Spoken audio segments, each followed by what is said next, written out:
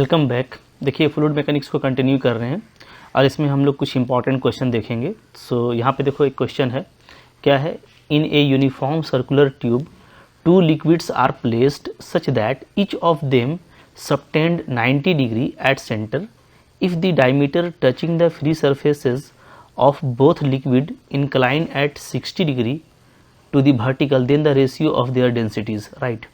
तो देखो पहले सबसे पहले हम लोग इसका एक फिगर बनाएंगे, क्योंकि ये क्वेश्चन काफ़ी सिंपल है। बस हम लोग फिगर ड्रॉ करेंगे और एक्चुअली जो ये कह रहा है वो हम लोग सिचुएशन देखेंगे और वहाँ से हम लोग जो हमारा फार्मूला होता है, राइट, जो रिजल्ट है कि सेम हॉरिजॉन्टल लाइन पे जो प्रेशर है वो इक्वल होगा, उसको अप्लाई करते ही बन जाएगा। ओके, तो सबसे पहले इसका ये फिगर बनाते हैं हम लोग यहाँ पे।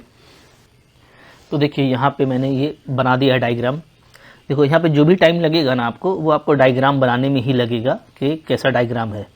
उसके बाद आपको कोई टाइम नहीं लगना। जैसे आप देख रहे हो यहाँ पे, क्योंकि आपको बोल रहा था कि यूनिफॉर्म सर्कुलर ट्यूब में दो लिक्विड है, तो मैंने ले लिया है। सपोज करो एक लिक्विड है जिसका डेंसिटी ρ1 है, ये येलो वाला, और एक जो ग्रीन है इसका डेंसिटी मैं ले लेता हूँ ρ2, ठीक है। तो ये है। अब ये क्या है, बोलता है each of them subtend 90 degree. तो ये भी जो पूरा येलो है, ये पूरा ये आपका सेंटर हो गया ओ, तो इस पर ये देखो पूरा 90 डिग्री बना रहा है, आप देख पा रहे हो, ठीक है। और इसी तरीके से ये भी जो है पूरा ग्रीन वाला, ये भी आपका 90 डिग्री बना रहा है, ठीक है, क्लियर है। अब देखो if the diameter touching the free surface, तो डायमीटर जो है, जो ये फ्री सरफेस, इसका येलो वाले का फ्री सरफेस ये हो गया और ग्रीन वाले का फ्री सरफेस ये हो गया, ठीक है। तो इन दोनों को टच करके जो डायमीटर बनता है वो क्या करता है, वो वर्टिकल से 60 डिग्री बना रहा है ये, राइट। तो ये चीज़ भी हो गई। तो अब बोलता है कि आपको इस केस में जो रेशियो ऑफ डेंसिटी है वो बताना है। देखो यहाँ पे हम लोग कॉन्सेप्ट ये लगाने वाले हैं। पहले तो एक मैं हॉरिजॉन्टल लाइन ले लूँगा, क्योंकि हॉरिजॉन्टल लाइन पे क्या होता है, फ्लूइड कॉलम का जो प्रेशर है वो क्या रहेगा, इक्वल रहेगा फॉर ईच फ्लूइड, ठीक है। तो पहले हम लोग क्या करते हैं, एक हॉरिजॉन्टल लाइन लेते हैं। तो उसके लिए मैं देखो यहाँ पे एक लाइन ले रहा हूँ इससे मिलाता हुआ, ठीक है। तो इस तरह से इससे मिलाता हुआ देखो एक मैं लाइन ये ले लेता हूँ, ठीक है। अच्छे देखना इसको, क्लियर। तो ये आपका हो गया, ये मैंने ले लिया लाइन, ओके। तो अभी इस लाइन पे जो भी प्रेशर आएगा, क्योंकि इस लाइन के ऊपर जो है, जो भी आप लिक्विड कॉलम लेते हैं, ठीक है, तो उसके थ्रू जो प्रेशर आता है, तो एक सेम हॉरिजॉन्टल लाइन पे क्या होता है, सारा प्रेशर इक्वल होता है। ये हम लोग नियम जानते हैं, ठीक है। तो अब देखो यहाँ पे क्या होगा, यहाँ पे मैं कह सकता हूँ कि ये वाला आपका, ये जो येलो वाला जो लिक्विड है, तो इसके कॉलम की वजह से, ठीक है, इस कॉलम की वजह से जो यहाँ पे प्रेशर आएगा, और इधर जो ग्रीन वाला जो है इसके वजह से जो प्रेशर आएगा, वो दोनों क्या होगा, आपका इक्वल होगा। तो यहाँ पे देख लेते हैं कि लिक्विड कॉलम का डेप्थ कितना बन रहा है, ठीक है। तो देखो यहाँ पे इंपॉर्टेंट ये है कि पहले इसको भी मैं ऐसे मिला देता हूँ यहाँ से, इस तरह से, ये इस तरह से मैं यहाँ से मिला देता हूँ, ठीक है, मिल गया। अब देखो ये आपका जो है 60 डिग्री है, ये 90 है, तो अलॉन्ग द लाइन क्या होता है, 180 डिग्री होता है। ये डेफिनेटली क्या होगा, ये आपका 30 डिग्री होगा। पहले तो ये देख लीजिए कौन कौन सा एंगल है, राइट। अब देखो ये पूरा 90 है, पूरा 90, आप देख रहे हो ये 60 है, तो ये भी 60 होगा, सो इट इज़ अगेन 30। तो ये दोनों 30 का एंगल बना रहा है, ये आप अच्छे से देख लेना। तो अब इंपॉर्टेंट यहाँ पे ये है ना कि मैं यहाँ पे ये देखूंगा कि प्रेशर एट दिस पॉइंट, ठीक है, यहाँ पे क्या होगा, इस येलो वाले के लिक्विड कॉलम की वजह से होगा। तो यहाँ पे इसको मैं ले लेता हूँ P1, ये P1 ले लूँगा, और यहाँ पे मैं निकाल लूँगा P2, ठीक है। P2 क्या किसके वजह से होगा, तो due to this green fluid column. तो इन दोनों का जो प्रेशर है वो चूंकि सेम हॉरिजॉन्टल लाइन पे है, तो वो इक्वल लेंगे, तो आपका काम खत्म हो जाएगा। अब यहाँ पे आपको एक फार्मूला याद रखना है, वो मैं आपको बताता हूँ, ठीक है। देखो ये फार्मूला आपको याद कर लेना है। क्या होता है, जैसे मान लो कोई लिक्विड कॉलम है ना, तो लिक्विड कॉलम है और किसी हॉरिजॉन्टल लाइन पे आप प्रेशर निकाल रहे हो, तो तरीका क्या होता है, जो फ्री सरफेस है उसका, ठीक है, वहाँ पे एक एटमॉस्फेरिक प्रेशर होगा, ओके। और जो उसका लिक्विड कॉलम है, तो उसका जो हाइट है, ठीक है, उस हाइट की वजह से क्या होगा, अंडर ग्रेविटी आपको प्रेशर मिलता है। सो उसको हम लोग बोलते हैं ρgh, जहाँ रो आपका डेंसिटी ऑफ फ्लूइड है, g acceleration due to gravity, and h is height of liquid column above the line, okay. तो pressure under gravity of liquid, इसको बोलेंगे हम लोग pressure under gravity of liquid column h height, okay. इन दोनों को जब जोड़ दीजिएगा, तो पाई और इसको, इन दोनों को ऐड कर देंगे, तो क्या बन जाएगा, तो बन जाएगा पाई प्लस ρgh, ये आपका हो जाएगा total pressure at the point A. तो इसी तरीके से मैं P1 और P2 यहाँ पे निकालूंगा, D2 येलो एंड ग्रीन। तो आपका काम यहाँ पे बहुत आसानी के साथ में हो जाएगा, ठीक है। तो कुछ करना नहीं है, चलो बिंदास तरीके से इसको कर लेते हैं, क्योंकि बहुत सिंपल है। तो हम लोग क्या करेंगे, आपको बात समझ में आ गई है। यहाँ पे क्या होगा, P1 इक्वल टू P2 होगा, ठीक है। तो बस अब हमको ज़रूरत किस चीज़ का है, ज़रूरत है हमको इस लाइन के एवब में जो येलो का जो हाइट है वो देखना है। तो देखो उसका तरीका ये है कि आप यहाँ से इसको मिला दीजिए, ठीक है, ये मिला दीजिए। अब थोड़ा सा मैं क्लियर कर लेता हूँ ताकि ना जगह बने हम लोगों को समझने के लिए। 30 डिग्री ही आप नोट करके रखिएगा, ठीक है। इसको मैं हटा देता हूँ यहाँ से ताकि साफ साफ हम लोगों को दिखने लगे कौन क्या है।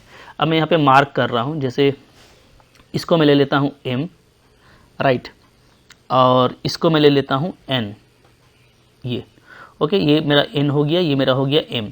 तो इसका जो हाइट है वो mn है, ये आपको दिख रहा है येलो कॉलम का। और ग्रीन कॉलम का क्या हो जाएगा, तो ग्रीन कॉलम का लेने के लिए आप यहाँ से इसको ऐसे मिलाइए, ऐसे मिला दीजिए, ठीक है। इसको अगर मैं मिला देता हूँ तो अब ये आपका, इसको मैं कुछ नाम ले देता हूँ, इसको मैं देता हूँ L, ठीक है। इसका क्या हो जाएगा, इसका हो जाएगा ग्रीन कॉलम का जो आपका गहराई बनेगा एबव दी हॉरिजॉन्टल लाइन, वो बनेगा NL। तो ये ध्यान दीजिएगा, ठीक है। तो अब हमको करना क्या है, तो प्रेशर क्या हो जाएगा, तो एक तो पाई जैसा हम आपको बताए थे प्लस रो, तो इसका तो रो आपका रो1 है, G और H क्या है, तो इसका H है MN। एकदम ध्यान से बनाइए, बिल्कुल आसान होता है। इधर भी आपको पहले पाई लेना पड़ेगा क्योंकि इधर भी आपका फ्री सरफेस है, प्लस फिर आपका इसका रो2 G और इधर का कॉलम क्या हो जाएगा LN, ठीक है।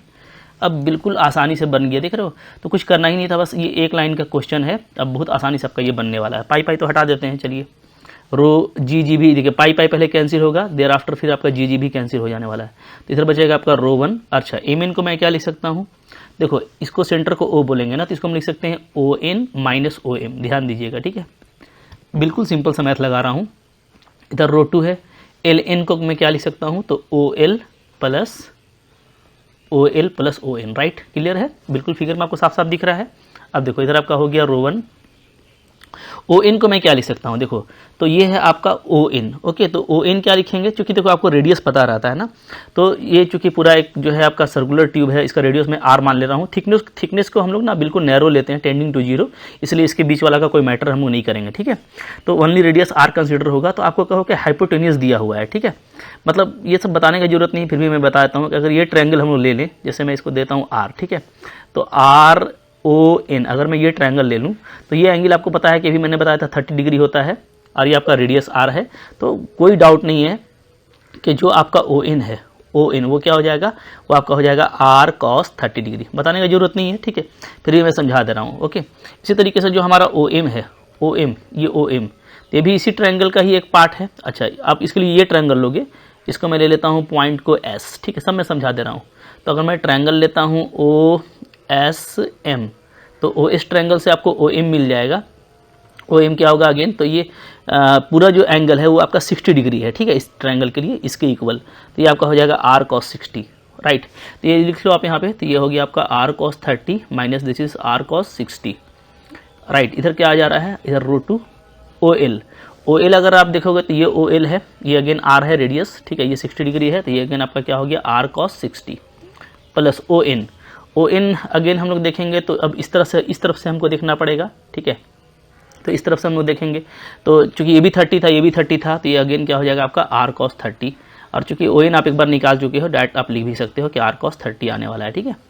चलो कहानी खत्म हो गया, आपका आंसर आ गया बिंदास तरीके से। देखो इसको सोल्व करने में कितना टाइम लगेगा, हम लोगों को बहुत कम टाइम लगेगा। अब देखो यहाँ पे आपको क्या पूछा था, आपको पूछा है रो1 बाई रो2, यही तो पूछा है ना। इधर R cos 60 कितना हो जाएगा जी, तो R तो दोनों तरफ देखो कॉमन निकल के हट जाएगा। So simply cos 60 is 1/2 and cos 30 is √3/2 divided by here cos 30 is √3/2 and cos 60 is 1/2। तो 2 आपका एलसीएम लेके हट जाएगा। So it is simply √3 + 1 divided by √3 - 1। तो यही आपका करेक्ट ऑप्शन है, बिल्कुल करेक्ट, ठीक है। तब आप इसको देख सकते हो, √3 + 1 √3 - 1। So option number 3 is correct here. तो देखो जो भी टाइम है, मैं आपको बता रहा हूँ, फिगर मैंने इसलिए बताया कि पहले से अगर आप जानते हो तो आपको इसमें बहुत कम टाइम लगेगा, लेकिन अगर आप पहले से नहीं जानते थे तो मैंने एक एक चीज़ आपको समझा दिया ताकि इस तरह का क्वेश्चन अगर एग्जाम में आता है, धड़ल्ले से आपको रफ स्केचिंग करना है, बिल्कुल फास्ट ग्राफ फिगर बनाना है, और एकदम बस देखो एक लाइन का ये क्वेश्चन है, ठीक है। बस ये कॉन्सेप्ट आपको याद रखना चाहिए, लिक्विड कॉलम वाला, जो आप बहुत पहले से जानते हो, ठीक है, क्लास 12 से जानते हो। बस इसको आप अप्लाई करोगे, आपका आंसर आ जाएगा। अब देखो बिल्कुल सेम पैटर्न का मैंने एक क्वेश्चन आपके लिए रखा हुआ है, ठीक है। देखो ये बिल्कुल सेम पैटर्न का क्वेश्चन है, बिल्कुल सेम बनेगा। आप इसको बनाना, क्वेश्चन को रीड करो और बना करके आप मेरे को जरूर कमेंट करना कि इसका ऑप्शन कौन सा करेक्ट आता है। तो आई होप बिल्कुल आप कर पाओगे। अगर आप ईमानदारी से करोगे तो आपको बिल्कुल हो जाएगा, जैसा मैंने ऊपर बताया है उसी को आपको फॉलो करना है, राइट। तो मिलते हैं नेक्स्ट लेक्चर में। आई होप आपके लिए फ्रूटफुल था। अच्छा लगा लाइक कीजिएगा, चैनल पे नए हैं सब्सक्राइब कीजिए। बहुत तरह का फ्री कंटेंट है चैनल में जो आपके लिए बहुत बेनिफिशियल है, शेयर करो इसको। और अगर आप पूरा कोर्स करना चाहते हो, लाइक झारखंड से आप पीजीटी टीजीटी की तैयारी कर रहे हो, आप पीजीटी पूरा मैथ पढ़ना चाहते हो, पूरे मैथ का सिलेबस, या अगर आप मैथमेटिकल फिजिक्स देखना चाहते हो उसका भी सिलेबस, CSIR नेट का सिलेबस, सब कुछ आपको सिस्टमेटिक तौर पे मेरे एप्लीकेशन पे मिल जाएगा। एप्लीकेशन का लिंक आपको डिस्क्रिप्शन बॉक्स में मिल जाएगा, वहाँ से आप एप्लीकेशन को डाउनलोड कर लो और फिर डेफिनेटली वहाँ पे PDF, content clarity, lot of MCQs और फिर डाउट्स भी मुझसे ले सकोगे। काफ़ी मज़ा आएगा, ठीक है। Thank you very much.